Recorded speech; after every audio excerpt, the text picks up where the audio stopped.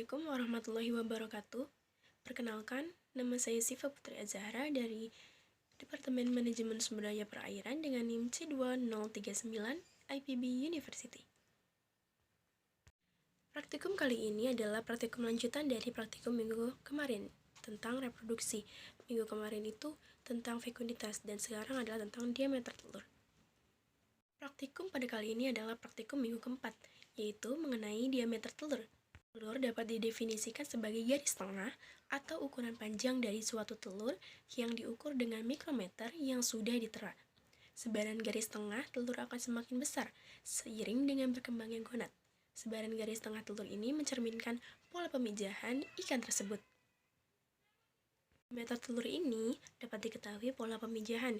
Pola pemijahan terdapat dua, yaitu partial spawner dan total spawner.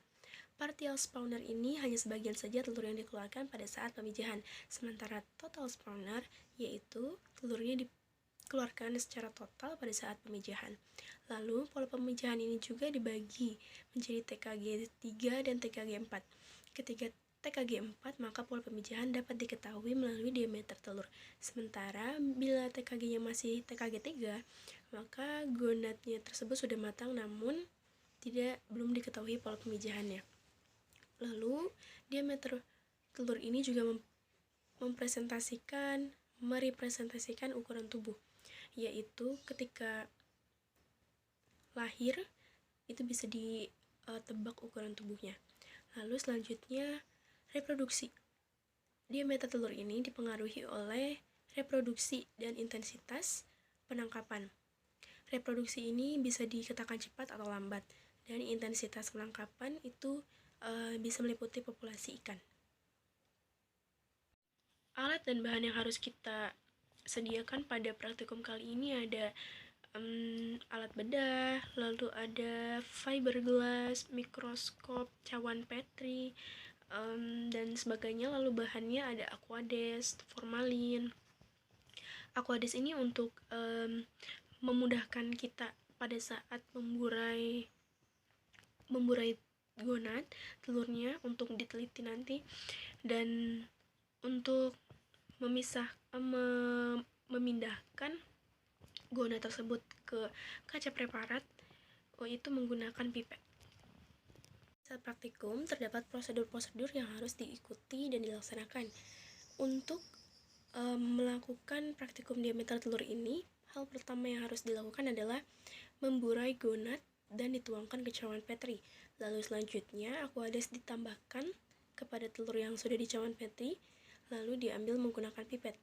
Dan berikutnya telur diletakkan di kaca preparat dan ditutup dengan cover glass.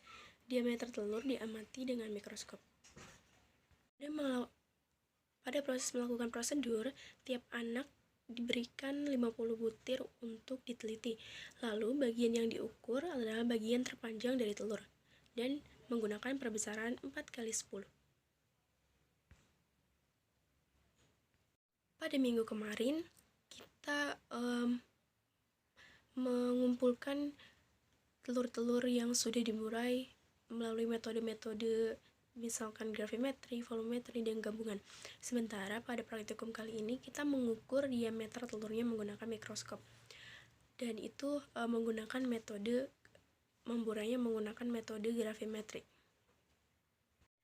Praktikum kali ini lebih cepat dari praktikum sebelumnya karena kita sudah bisa melihat ukuran diameter telur melalui mikroskop, dan itu terlihat jelas karena mikroskopnya membuat telur itu semakin dekat dengan mata kita. Lalu juga tidak terlalu ribet dan menambah insight baru bagi praktikan-praktikan mengenai diameter telur ini.